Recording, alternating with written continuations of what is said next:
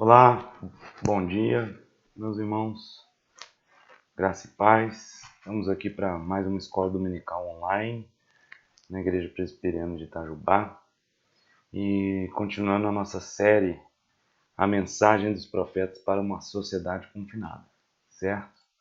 Hoje nós vamos falar sobre esse título aí, ó, o Deus que escolheu sofrer e a viagem da fé. Grande parte baseada em Isaías 53, ok? Se vocês se lembram, a gente está nessa série A Mensagem dos Profetas para uma Sociedade Confinada. Nas aulas passadas nós vimos essa aí, a confiança e humilhação do rei Ezequias numa Jerusalém sitiada, baseada em Isaías 36, 37, e vimos que é tempo de se humilhar. E também vimos no domingo passado a mensagem de Jeremias para um povo no exílio, baseada em Jeremias 29. E a gente viu que é tempo de edificar, de aumentar e não diminuir, e de plantar. Amém? Nós vamos ver hoje, então, o título, O Deus que escolheu sofrer e a viagem da fé. Deus abençoe a nossa aula. Começando aí, então, estamos aí falando sobre o Deus que escolheu sofrer, e eu quero começar com a seguinte questão. Qual que é a sua pergunta hoje? Qual que é a sua pergunta hoje? O que você tem feito de pergunta nesse tempo? Será que você está perguntando quando isso vai acabar? Quando que a gente vai ter uma solução para esse problema da pandemia? Quanto tempo nós vamos ter que ficar ainda aqui? Será que está se perguntando por quê? Por que está isso acontecendo? Por que aconteceu? Por que as pessoas estão agindo assim ou assado? Ou será que você está se perguntando quem vai ser atingido, quem não vai ser atingido? Ou quantos vão ser atingidos, quantos não vão ser atingidos? Enfim, nós temos muitas perguntas que fazer hoje, né? Nós estamos acostumados a viver num mundo de respostas, mas a gente está agora vivendo um tempo de perguntas. Pode ser que essa ou outras perguntas você esteja se fazendo, e todas essas e outras perguntas que as pessoas estão fazendo, elas se resumem mais ou menos, ou têm como origem essa pergunta que está aí embaixo. Onde está Deus? Talvez muitos estejam se perguntando isso. Onde está Deus? O que Deus está fazendo? O que Deus vai fazer? O que Deus vai permitir? O que Deus está fazendo agora? Ele está protegendo? Não está protegendo seu povo? Ele está permitindo isso? O que Ele vai fazer? O que Ele vai permitir? Quais vão ser as atitudes, as ações de Deus?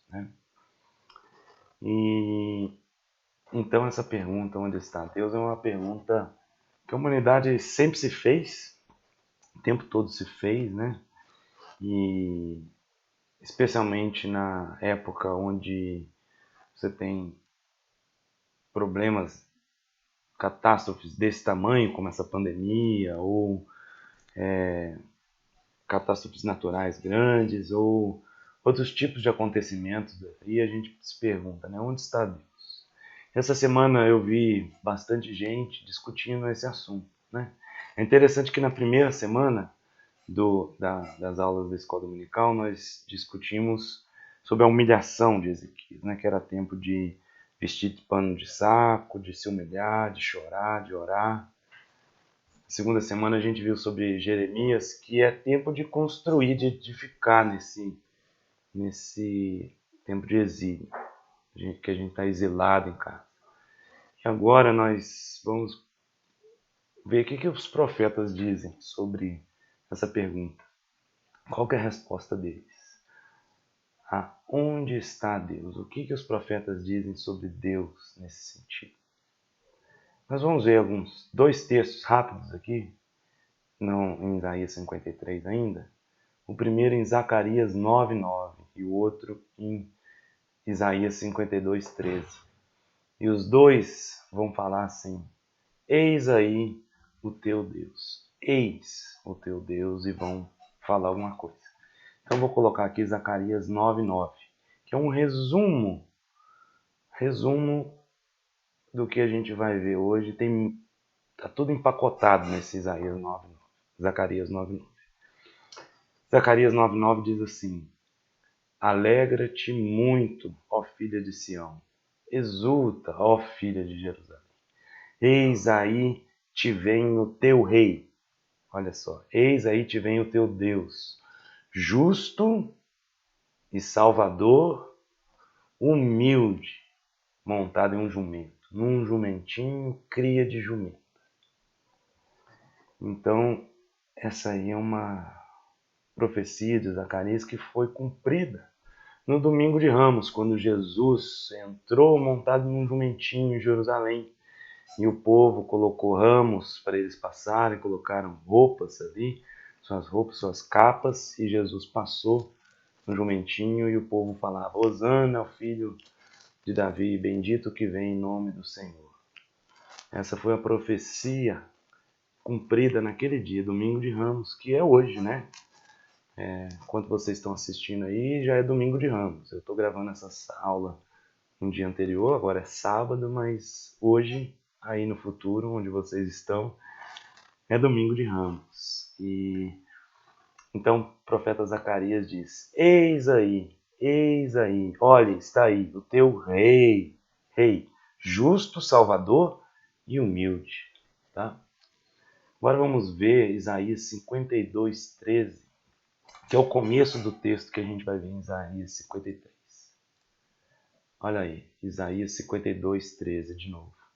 Eis aí o meu servo, ou eis que o meu servo procederá com prudência. Ele está falando, olha, eis aí o meu servo, com S maiúsculo, o meu ungido, que procederá com prudência. Ele será exaltado e elevado, e será muito sublime. Olha só, Zacarias 9:9 fala do rei, aí vem o rei, e aqui fala, ele será exaltado, sublime. Nós cremos nisso, né? Nós cremos nesse Deus que é o rei. O Deus que é o rei do universo, o Deus que se tornou rei. Jesus, o tempo todo ele fala, olha, eis que vem o reino dos céus, o reino de Deus, o reino dos céus está próximo. A nossa oração do Pai Nosso é, venha o teu reino, né? Eis aí o nosso rei. Onde está Deus? A primeira resposta básica, Deus é o rei. Ele está elevado, muito sublime, como está escrito aí em Isaías 52:13. Só que eu não quero focar só nesse aspecto. Esse aspecto é um aspecto introdutório. Você lembra lá em Zacarias 9:9 que está escrito? Justo e salvador, humilde, montado num jumento, num jumentinho. Ele não veio a cavalo, ele não veio num carro de guerra muito poderoso, ele veio num jumentinho, um animal sem símbolo de poder, que vinha caminhando devagar, não era um rei como eles estavam acostumados. E vamos ver o que fala Isaías 52 aqui. Olha só, o Isaías 53 fala, eis o meu rei, eis o meu servo, que será exaltado e muito sublime, no alto dos altos. Agora olha só o que o texto fala, continua. Como pasmaram muitos à vista dele, pois o seu aspecto estava muito desfigurado, mais que o de qualquer outro, e a sua aparência mais do que a dos filhos dos homens. Ou seja, ele está falando aí, como muitos se assombraram, se pasmaram quando o viram, porque ele tinha um aspecto desfigurado, como muitos se assustaram quando viram esse aspecto desfigurado, assim, do mesmo jeito que ele causou essa admiração, assim ele causará admiração às nações. Versículo 15.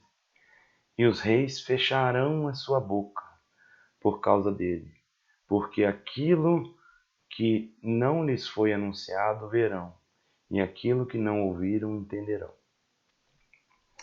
Então ele está falando aqui, só para começar, do mesmo jeito que quando viram ele, versículo 12, com aspecto desfigurado, com aparência estranha, e se assustaram com aquilo, assim as nações e os reis vão se admirar por causa dele, porque aquilo que não lhes foi anunciado, eles verão, e aquilo que não ouviram, entenderão. Então, o que é esse aspecto que vai causar surpresa? Aí a gente vai para o 53. Se você quiser abrir sua Bíblia aí e passar para Isaías 53. Como é que começa aí? Quem creu em nossa pregação e a quem foi revelado o braço do Senhor? Então aqui o Isaías 52 que a gente leu é Deus falando. Eis o meu servo que procederá, será exaltado. Como muitos se assustaram por causa da aparência deles, assim muitos se assustarão por causa daquilo que não lhes foi anunciado, aquele mistério que eles não sabiam, eles verão e entenderão. Agora, o Isaías 53 é a continuação disso, e é o mundo falando, as nações falando. Quem creu, ou o povo de Deus falando também, ou os profetas também. Mas é a comunidade universal observando esse que vem, esse servo que vem. Deus apresenta esse servo que vem e fala que muitos vão se pasmar e agora a comunidade assistindo fala: quem creu nessa pregação? E a quem foi mostrado a força do Senhor? E agora então o mundo, a comunidade universal vai falar o que ela viu desse servo do Senhor, que era o próprio Deus, o próprio Jesus, né? Aqui é um cântico do servo que a gente está. Isaías 52, 53 é uma profecia chamada o Cântico do Servo, que fala do servo do Senhor, que é o próprio Jesus. Agora olha só o que fala dele. Então. Porque ele foi subindo como renovo perante ele, e como raiz de uma terra seca. Não tinha aparência nem formosura. Olhámo-lo, mas nenhuma beleza havia que nos agradasse.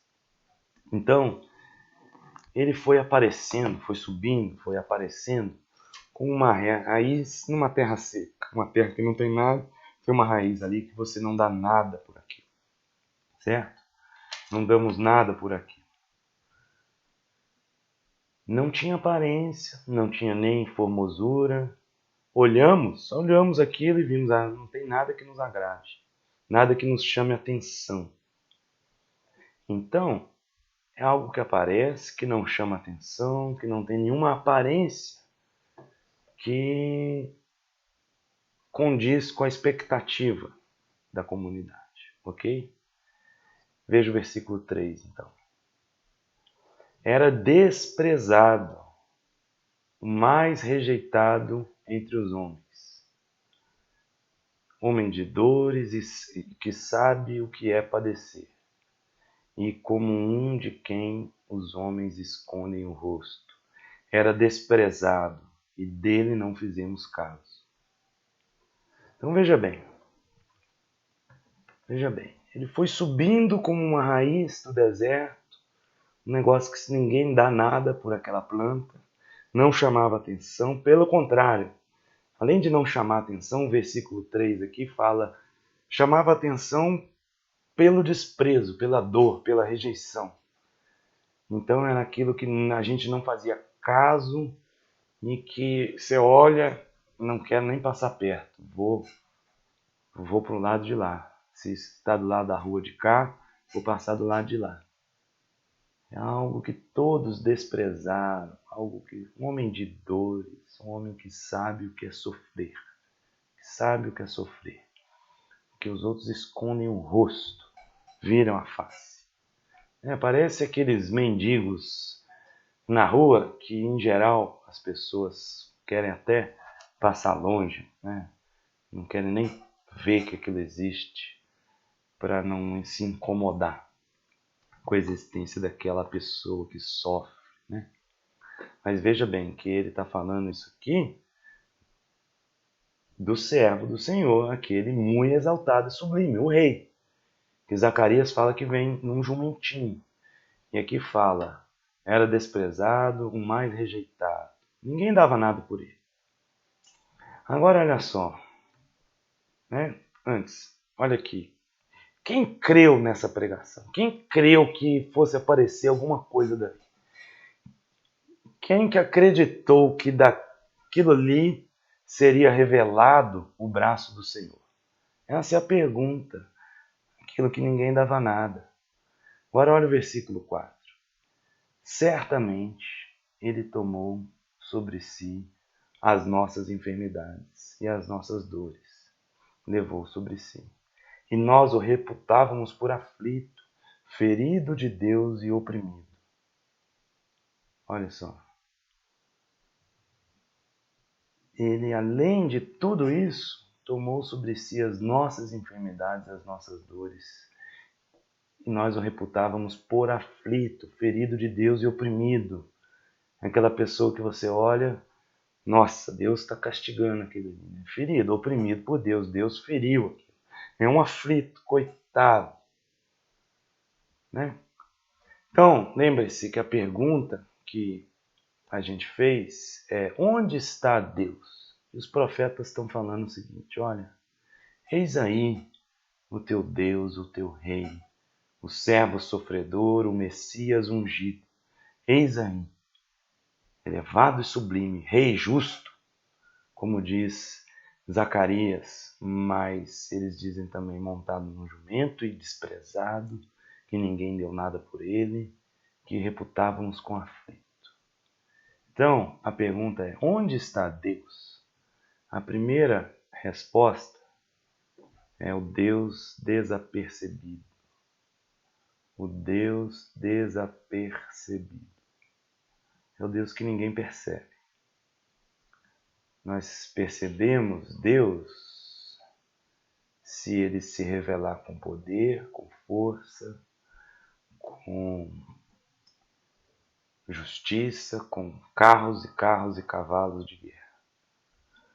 Mas se Deus se revela como alguém desprezado, como alguém doente, como alguém de dores, como alguém que sofre, como alguém sem beleza, como uma raiz de uma terra seca, as nações não percebem. A comunidade universal não percebe. É o que está falando aqui. Ó. Quem percebeu isso? Quem creu que daquela raiz de uma terra seca estava saindo alguma coisa? O Deus desapercebido. Nessas horas onde a gente pergunta onde está Deus, nós dizemos que Deus é todo poderoso. Isso é verdade. Mas muitas vezes esse Deus passa desapercebido por nós, porque essa dimensão de homem desprezado e rejeitado, de dores, não é percebida por nós. Por quê? Porque esse Deus é um Deus que escolheu o sofrimento, a dor e a morte. Deus escolheu o sofrimento, a dor e a morte. É o que está falando aqui no versículo 4. Certamente ele tomou sobre si as nossas enfermidades e as nossas dores levou sobre si. E nós o reputávamos por aflito, ferido de Deus e oprimido. Veja bem, é um Deus desapercebido que passa na nossa frente, escolhendo o sofrimento e a dor e a morte, os quais eram nossos, ok? Eram nossos. As nossas dores ele passou levando. As nossas dores ele passou levando. Olha só o que diz o versículo 5. Ele foi traspassado pelas nossas transgressões e moído pelas nossas iniquidades. O castigo que nos traz a paz estava sobre ele, e pelas suas pisaduras nós fomos sarados.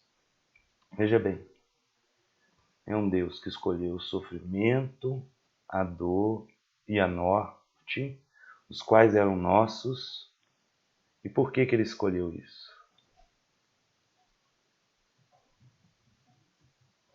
Para sofrer no nosso lugar. É o Deus que escolheu o sofrimento que era nosso. Ele foi traspassado pelas nossas transgressões e moído pelas nossas iniquidades. Veja bem, o castigo que nos traz a paz estava sobre ele, e pelas suas pisaduras nós fomos sarados. Deus escolheu o sofrimento, a dor e a morte. Jesus escolheu tudo isso, a cruz, porque isso estava em cima de nós, isso estava sobre nós. Ele não escolheu porque ele gosta de sofrer, pelo contrário. Ele escolheu porque isso estava sobre nós, isso estava nos enfermando, nos moendo, nos traspassando, e ele escolheu isso no nosso lugar. Onde está Deus? Deus está escolhendo sofrer no nosso lugar. Deus está escolhendo morrer no nosso lugar. Você já pensou por esse ponto de vista? Esse Deus desapercebido é o Deus que é rei, mas é o Deus que escolhe o sofrimento também. É o Deus que escolhe o sofrimento, que a gente não percebe ele passando muitas vezes. A gente não percebe onde ele está muitas vezes. E olha só aqui. Isaías diz que ele é um Emanuel também, o Deus conosco. E esse Deus conosco é o Deus solidário. Olha só, ele foi traspassado pelas nossas transgressões, e aqui fala que ele levou as nossas enfermidades e as nossas dores sobre si. Ele é um Deus que é Rei exaltado, que desce e escolhe o sofrimento que era nosso e se faz Deus conosco, e nisso ele se faz solidário. Solidário. Solidário é que partilha, divide. As nossas enfermidades que estavam nos enfermando e pesando sobre nós, ele tomou sobre si. Ele pegou esse fardo sobre si. O sacrifício de Jesus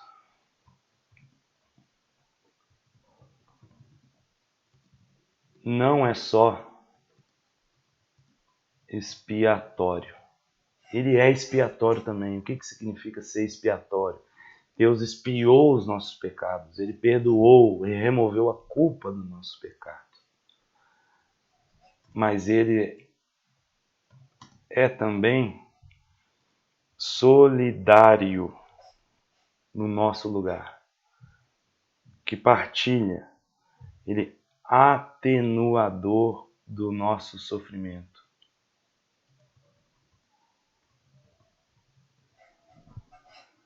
Jesus na cruz, ele não estava levando apenas, pagando o preço dos nossos pecados lá, expiando os nossos pecados. Ele estava sofrendo no nosso lugar, atenuando o nosso sofrimento, sendo solidário conosco, substitutivo. Ele é também substitutivo do nosso sofrimento. Você percebe isso? Deus não morreu, Jesus não morreu na cruz só para nos salvar dos nossos pecados. Ele levou ali também o nosso sofrimento. O nosso sofrimento ele levou com ele. E ele é solidário. Ele é Deus conosco. É o Deus que vem onde a gente está e reparte o nosso sofrimento com ele. Então a gente se pergunta onde está Deus, né, nesse momento. E estamos sofrendo nesses dias, né?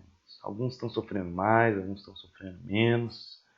Alguns estão com medo da doença, com medo da economia, com medo do sustento faltar. Alguns estão com medo de morrer, de ter algum parente que irá morrer. Alguns estão doentes. Mas Deus, ele está conosco aqui e está levando as nossas dores sobre si. Ele já levou as nossas dores. A primeira coisa que eu queria deixar hoje é que Deus passa desapercebido muitas vezes, que nossa expectativa não é de um Deus que sofre, é de um Deus que resolve e que comanda tudo e que resolve a calamidade. Mas aqui Isaías está mostrando para nós que é um Deus que atravessa a calamidade com a gente e que faz a calamidade cair sobre ele para que a gente possa conseguir. Jesus na cruz, ele estava sofrendo todos os sofrimentos que nós estamos passando hoje. Toda a nossa angústia, a nossa dor, a nossa ansiedade, a nossa luta, o nosso medo e também a nossa culpa e o nosso pecado, ele levou naquela cruz. Deus é solidário. Deus não só conhece, como quer dividir o fardo com você. Não carregue esse fardo sozinho. Jesus carregou esse fardo para você. Creia nisso e saiba disso. Amém? Mas ainda não é o ponto onde eu quero chegar no final. Aí, não quero chegar ainda. Olha aqui. Mas ele foi traspassado pelas nossas transgressões e moído pelas nossas iniquidades. O castigo que nos traz a paz estava sobre ele. E pelas suas pisaduras nós fomos sarados. Né? Então é o Deus conosco, Emmanuel, que sara, né? Ele é o Deus que nos sara pelo seu sofrimento. O sofrimento dele nos sarou. O sofrimento dele nos sarou. Por mais que alguém fique doente, pegue esse vírus e sofra, ainda assim ele já está sarado por esse Deus, por esse Jesus que morreu e que ressuscitou. E por esse sofrimento nós somos e fomos sarados. E aí, versículo 6. Nós andávamos desgarrados como ovelhas, cada um se desviava pelo caminho, mas o Senhor fez cair sobre ele a iniquidade de todos nós. Toda a nossa iniquidade caiu sobre ele. Toda a nossa iniquidade caiu sobre ele. Todo o nosso pecado, nossa luta caiu. E ele foi oprimido e humilhado, mas não abriu a boca. Como o cordeiro foi levado ao matador e como ovelha muda perante os seus tosqueadores, ele não abriu a boca. Por juízo o opressor foi arrebatado de sua linhagem. Quem dela cogitou? Porquanto foi cortado da terra dos viventes por causa da transgressão do meu povo. Foi ele ferido. Designaram-lhe a sepultura com os perversos, mas com o rico esteve na sua morte, posto que nunca fez injustiça, nem dolo algum se achou em sua boca. Todavia ao Senhor agradou moê-lo, fazendo-o enfermar. Quando der ele a sua alma como oferta pelo pecado, verá a sua posteridade e prolongará os seus dias, e a vontade do Senhor prosperará nas suas mãos. Olha só. Ao Senhor agradou moê-lo. A Deus Pai agradou imolar o Deus Filho como oferta para o pecado. E ele verá o fruto do penoso trabalho da sua alma e ficará satisfeito. O meu servo, o justo, com o seu conhecimento justificará a muitos, pois as iniquidades deles levará sobre si.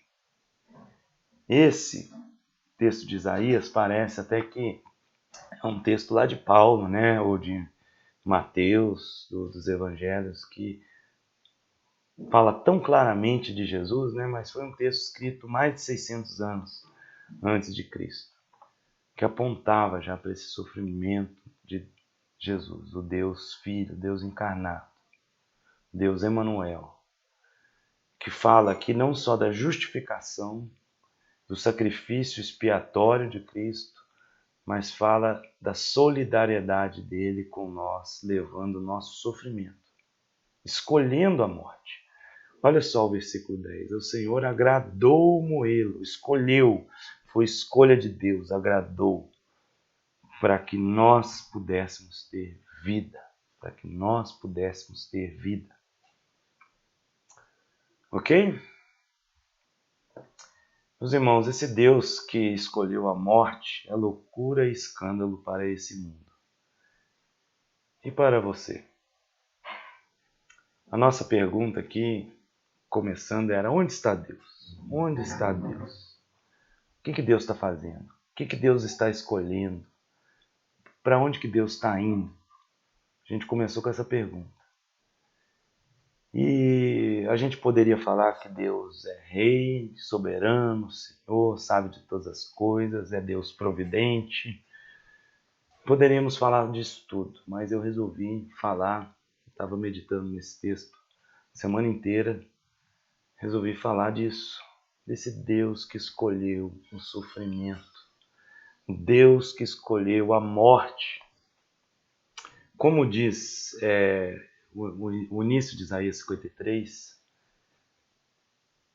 quem creu nisso, quem acreditou, quem imaginou que Deus ia se revelar dessa forma? Paulo fala que a mensagem da cruz é loucura, tanto para os judeus quanto gregos. É um escândalo, é um absurdo. Deus, que é onipotente, escolher morrer, vir e sofrer mesmo. Sentir o sofrimento e levar o sofrimento físico e espiritual. Isso é loucura. Você crê nesse Deus? Nós cremos nesse Deus. Todo aquele que crê no sacrifício de Jesus crê nesse Deus que escolheu a morte. E nós estamos entrando agora no na semana de Páscoa. Hoje é domingo de Ramos. E a Páscoa é exatamente a época em que aconteceu tudo isso que foi narrado aqui em Isaías 53. Isaías narrou isso aqui quase 700 anos antes de Cristo. Isso se cumpriu quando Jesus, na última semana da vida de Jesus, se cumpriu primeiro Zacarias 9, o domingo de Ramos, e se cumpriu isso aqui, ó. Foi aparecendo, não tinha formosura, foi desprezado, tomou as nossas dores, foi moído, castigado. Isso se cumpriu na sexta-feira da Paixão, que 2000 anos depois nós estamos lembrando agora, nessa próxima sexta-feira e durante toda essa semana. A Páscoa, meus irmãos, é a viagem de Deus para a cruz. Nós cremos num Deus que desceu dos céus, se fez um menininho, um neném, que precisou de um útero para nascer, que nasceu numa estrebaria, não nasceu em nenhum palácio, nasceu num curral onde bois e ovelhas viviam, em animais, que fugiu perseguido e que foi cuidado ali por José, um carpinteiro, por Maria, uma moça, foi para o Egito, foi para outras cidades. Deus estava ali. E ele viveu, e sua vida é narrada. E nós estamos entrando numa semana onde Deus viajou para a cruz. Domingo de Ramos começa com Jesus subindo, né? Porque Jerusalém fica no alto do monte. Subindo o monte para chegar em Jerusalém e subindo num jumentinho. Deus é um Deus justo e salvador, mas é um Deus humilde montado num jumentinho. Humilde. E no domingo de Ramos, meus irmãos, ali naquela semana da Páscoa, né, do domingo de Ramos ao domingo seguinte, a terra e o céu se encontraram, terra e céu se encontraram e o mundo nunca mais foi o mesmo, nunca mais será o mesmo. A gente vai ver que Deus, homem, chorou e teve fé no homem, e o homem Deus sofreu e teve fé no Pai. Quem que é o Deus homem? O Deus homem é o Deus que se fez homem. E quando ele chega em Jerusalém, a primeira coisa que ele faz, que narra lá em Lucas, nós vamos ler já já, é que ele chora. Ele chora diante de Jerusalém, porque ele diz: Ah, Jerusalém, se você conhecesse a mensagem que te traz a paz, se você conhecesse, se você compreendesse essa mensagem que te traz a paz, Jerusalém. Olha aqui, quem creu nessa pregação, quem compreendeu, isso pasma. A gente vê alguém desfigurado e não imagina que Deus está ali. Isso causa admiração, porque aquilo que ninguém imaginou é visto. E Jesus ali, quando ele chega em Jerusalém, ele diz: Ah, Jerusalém, e chora. Se você conhecesse a mensagem que te traz a paz. E olha só, qual que é a mensagem que te traz a paz? O castigo que nos traz a paz estava sobre ele. Então era o Deus homem chorando porque o seu povo não entendia que ele estava indo ali levar o castigo do povo e sofrer no lugar. Mas ele tinha fé que um homem ia compreender aquilo e que ia entender aquilo pela fé. Deus teve fé no homem, para que o homem tenha fé em Deus. E aqui a gente vê também o homem Deus sofrendo e tendo fé no Pai. Né? Aqui é o Jesus, homem, que era Jesus Deus também, mas é a humanidade de Jesus. Aqui é a divindade de Jesus e aqui é a humanidade de Jesus sofrendo. Foi a semana que o homem Deus sofreu. Ele sofreu insultos, sofreu feridas, sofreu dores, sofreu a morte.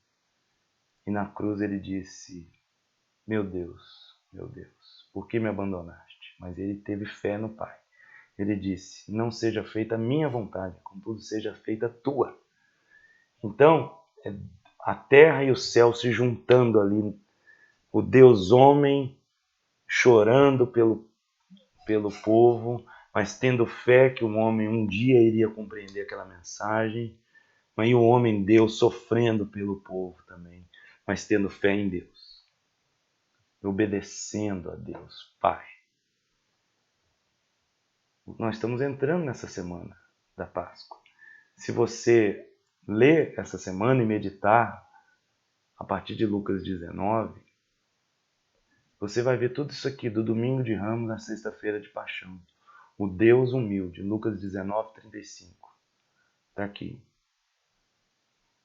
Então o trouxeram e, pondo as suas vestes sobre ele, ajudaram Jesus a montar. A montar aonde? Montar o jumentinho.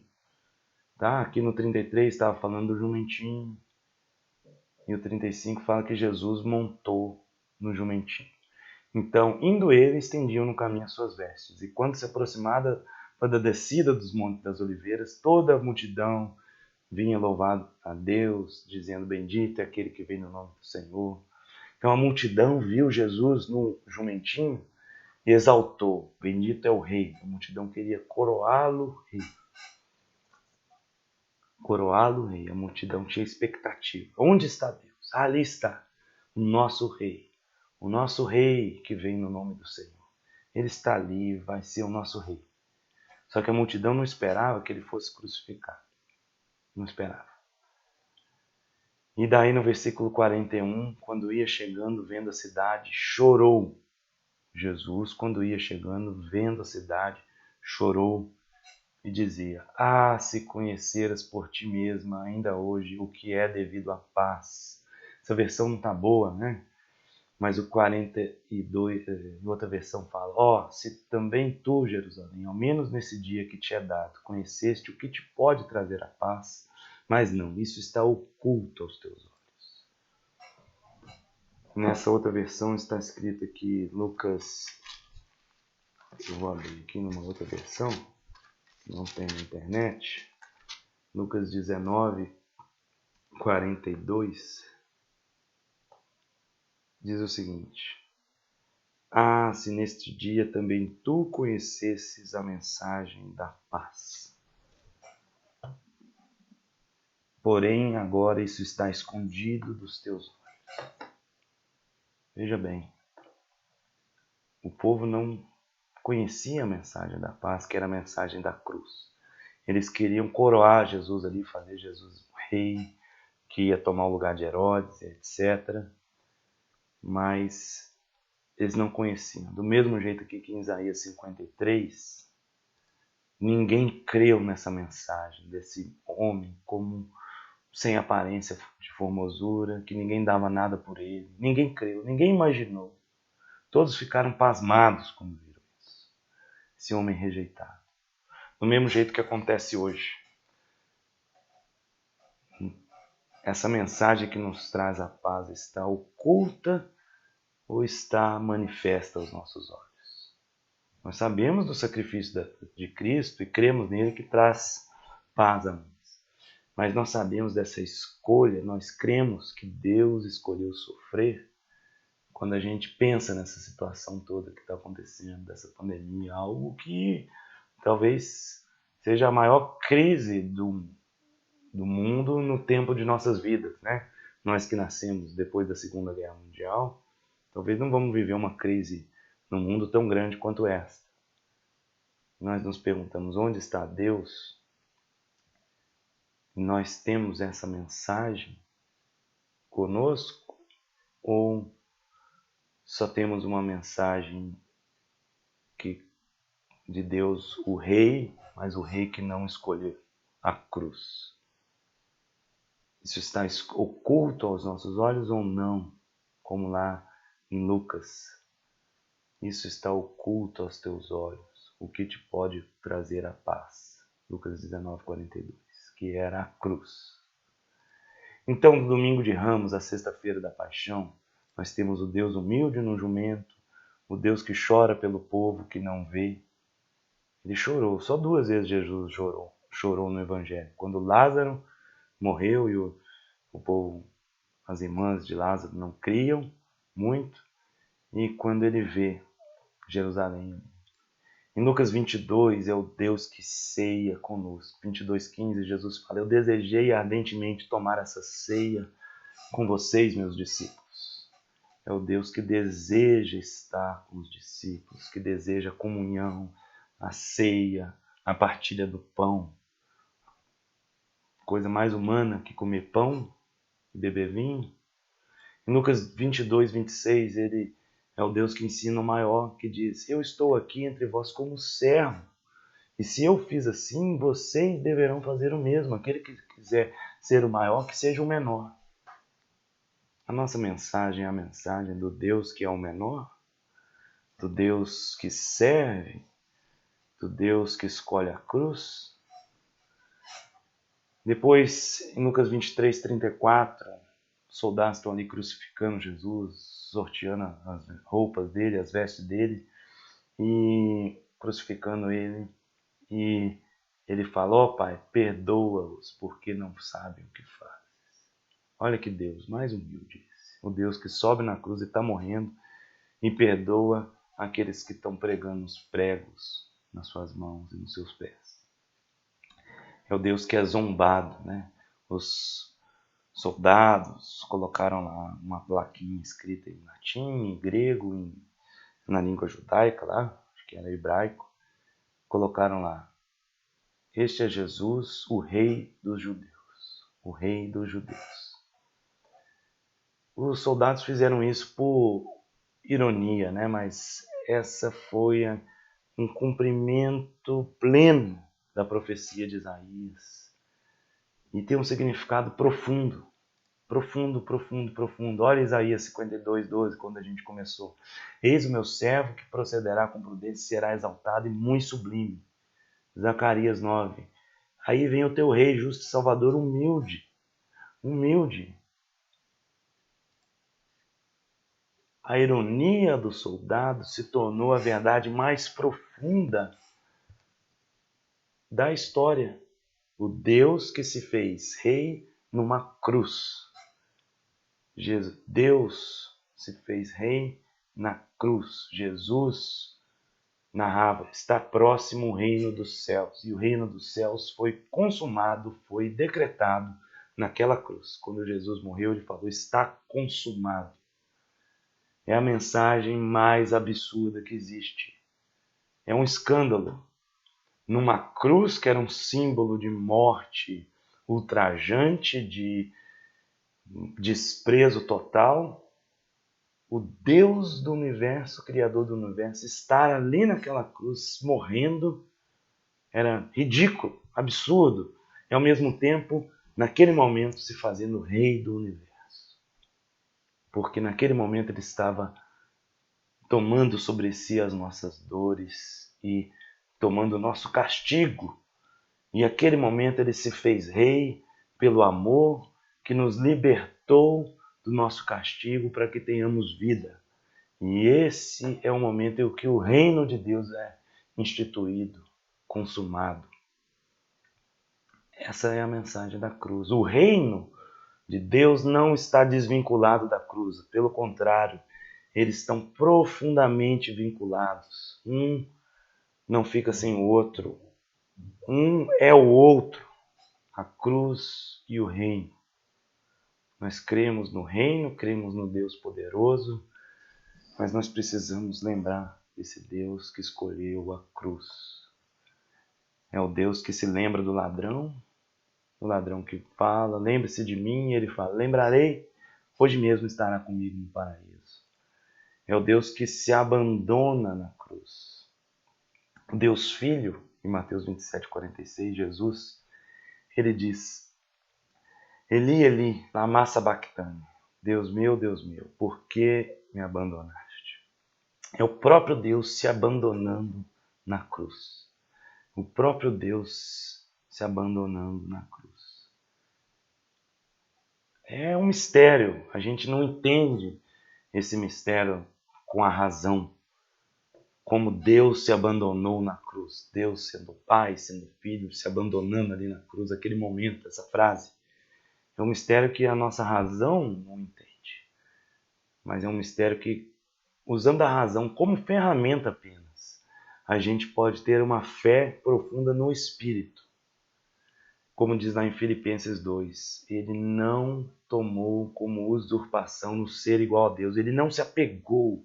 Antes se fez homem, sendo homem, se tornou servo e se humilhou até a morte de cruz. É o Deus que escolhe a cruz. É o Deus que entrega o seu espírito e morre. Lucas 23:46.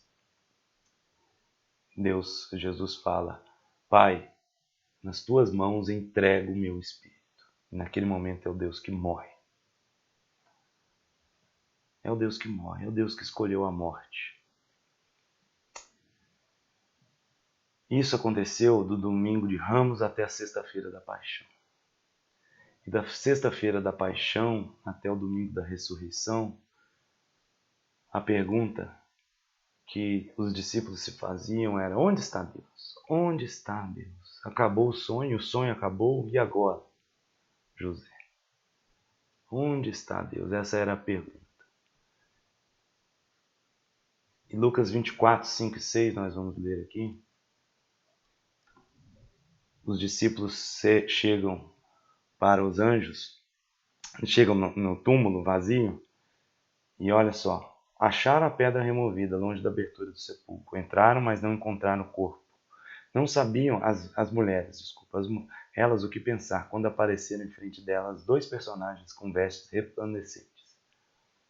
Como estivessem amedrontadas e voltassem o rosto para o chão, disseram-lhe eles, por que buscais entre os mortos aqueles que está vivo? não está aqui, mas ressuscitou. Não lembrais que o Filho do Homem deve ser entregue nas mãos dos pecadores e crucificado, mas ressuscitará ao terceiro dia. O Deus que escolhe a morte é o Deus que vence a morte também, é o Deus que ressuscitou dos mortos. Ele não ficou morto. Ele escolheu sim a morte, mas ele não ficou morto. Então a pergunta é: onde está Deus? Onde está Deus? Essa é a pergunta. Por que Deus está permitindo isso? Por que está acontecendo tudo isso? O que Deus vai fazer? Quem Deus vai proteger? Quem Deus não vai proteger? Eu não quero responder nenhuma dessas perguntas. Eu só quero falar que eis aí o teu rei, humilde, o seu servo sofredor. Onde está Deus? Ele está tomando sobre si as nossas enfermidades e as nossas dores, levando sobre si. Foi traspassado pelas transgressões, moído. Onde está Deus? Deus estava naquela cruz, tomando o castigo que nos trouxe a paz. E sendo pisado para que fôssemos sarados. Mas Deus não está mais naquela cruz. Fala aqui, ó. Quando ele verá o fruto do penoso trabalho. Então aqui já fala da ressurreição. Isaías 53, 11. Ele verá o fruto e ficará satisfeito. É o Deus que morreu, mas que ressuscitou também. Eu quis falar tudo isso para terminar com essa resposta, com essa observação aqui. Se Deus escolheu a cruz, que escolha eu tenho? Se Deus escolheu a cruz, que escolha eu tenho? O que eu posso fazer? No que eu posso crer se Deus escolheu a cruz? Qual que é a minha resposta para isso? Jerusalém ficava no alto de um monte e o templo foi construído num monte Moriá. O livro de Crônicas diz isso. No 2 Crônicas 3:1 diz que o templo que Salomão construiu foi construído no monte Moriá. Deus escolheu aquele monte. Esse monte Moriá, ele aparece antes na Bíblia, em Gênesis 22.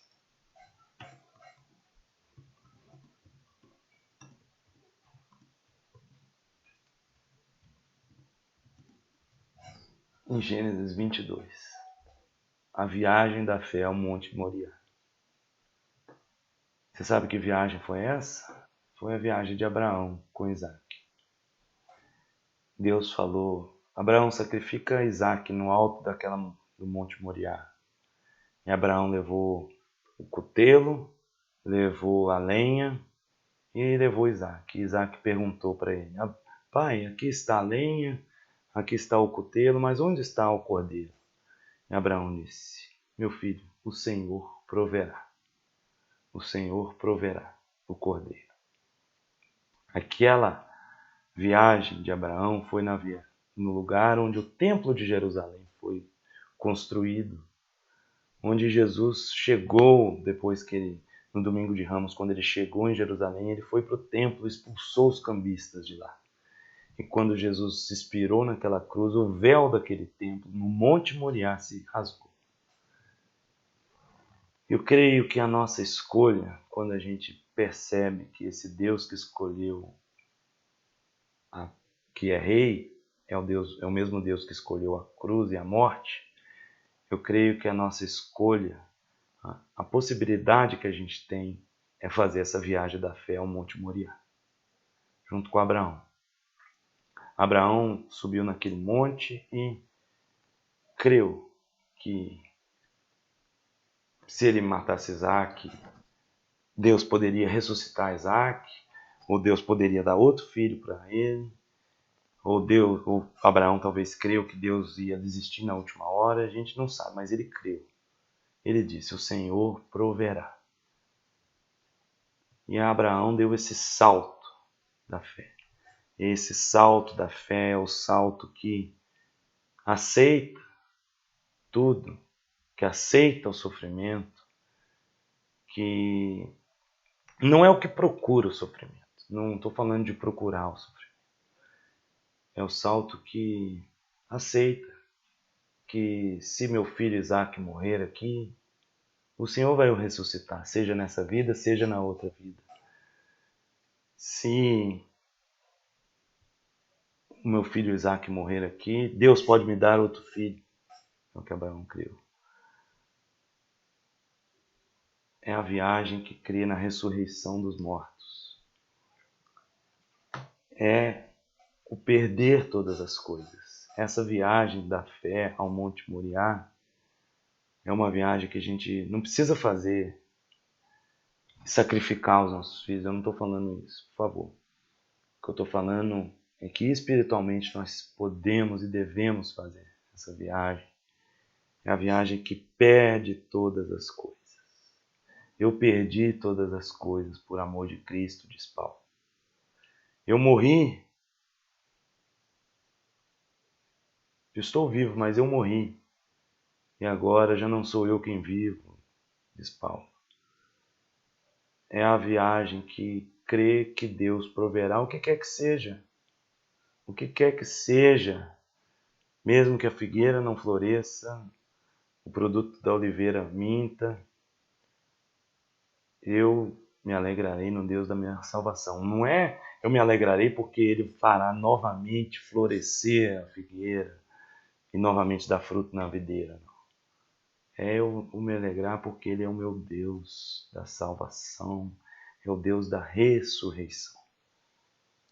Para terminar, essa viagem da fé ao Monte Moriá de Abraão é a viagem da fé que nos traz esse poder da ressurreição. Lá em Efésios, nós estudamos Efésios na escola dominical no passado, e fala muito do poder da ressurreição.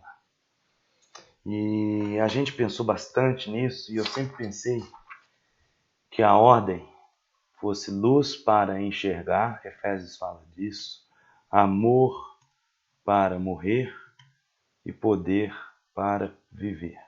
Ou seja, a luz de Deus para a gente enxergar o amor dele, e com o amor dele nós podemos amar o outro e morrer pelo outro, no sentido de amor sacrificial, o amor que ama o outro como o outro é, amar o próximo como a si mesmo.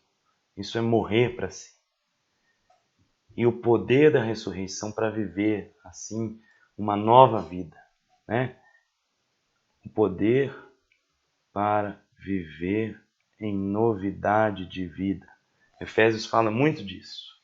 Nós morremos com Cristo e o poder da ressurreição dele está ativo em nós, nos fazendo viver um novo homem.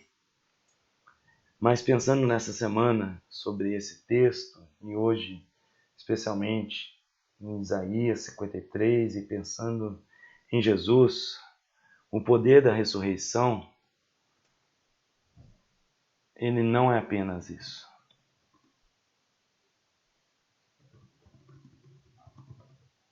Mas o poder da ressurreição também é o poder para subir na cruz. O poder que fez Cristo subir naquela cruz, morrer naquela cruz e falar: meu Deus, não seja feita a minha vontade, mas seja feita a tua vontade, foi o poder da ressurreição. A fé na ressurreição. E esse é o poder da ressurreição que pode ativar a nossa fé hoje. É o poder para subir na cruz, é o poder agora para confiar e entregar. Nós cremos na ressurreição. A ressurreição é a nossa esperança. Esse poder da ressurreição está disponível para nós, não apenas para nós vivermos em novidade de vida, mas para nós morrermos, para nós subirmos no Monte Moriá e vivemos pela fé como viveu Abraão. Como Abraão e Abacuque com Abraão e Abacuque.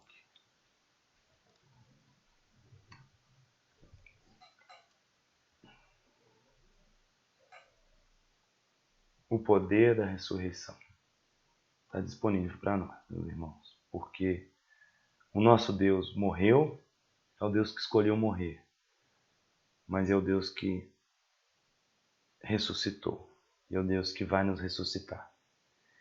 E quando a gente faz essa viagem da fé e sacrifica tudo o que nós temos, nós colocamos na mão de Deus e fala: Senhor, o Senhor sabe todas as coisas, está tudo nas tuas mãos. O Senhor sabe todas as coisas e o Senhor proverá, quer seja agora, quer seja na ressurreição, o Senhor proverá. Quando a gente faz essa viagem e começa a viver com esse poder da ressurreição, que é o poder de estar entregue à morte todos os dias, como diz Paulo, de estar entregue às circunstâncias, não é se abandonar e viver inadvertidamente, mas é saber que nosso Deus é o Deus que já realizou tudo, que sofreu conosco, que compartilha do nosso sofrimento, mas que sofreu completamente naquela cruz e que ressuscitou depois. E nós devemos ter essa fé de Jesus, que subiu aquele monte em Jerusalém e subiu para entregar a vida. E que Deus nos abençoe e que Ele ative em nós esse sentimento, que nós possamos enxergar. Como diz em Efésios, luz, amor e poder. A ordem aqui, na verdade, é poder para morrer, amor para viver e luz para ver. A ordem lá de Efésios pode ser assim também. Nós precisamos do poder da ressurreição, dessa fé em Deus, para podermos morrer. Não se matar, não estou falando nada disso. Para podermos nos entregar nas mãos de Deus completamente, confiar nele plenamente. E quando nós fazemos isso, nós temos o amor disponível, o amor de Deus em nós. Nós podemos amar verdadeiramente o próximo, porque nós não estamos mais apegados a nada, a nós mesmos. A gente pode viver para o próximo. Esse poder da ressurreição nos possibilita morrer para nós, para que nós possamos amar o próximo, viver pelo próximo. E assim nós vamos ter luz para ver esse Deus. O que muitos perguntam: onde está Deus? E a nossa resposta é: eis aí o teu rei, justo e salvador, humilde, montado em um jumento. Que Deus nos abençoe, que essa devocional seja uma semente plantada nos nossos corações, que possa crescer e ser cultivada. Amém? Desculpe um pouco pela minha dúvida aqui, porque é a primeira vez que eu gravo dessa maneira e às vezes eu me desconcentrava aqui, escrevendo, lendo e falando. Foi um pouco uma primeira experiência, ok? Fiquem com Deus, até a próxima.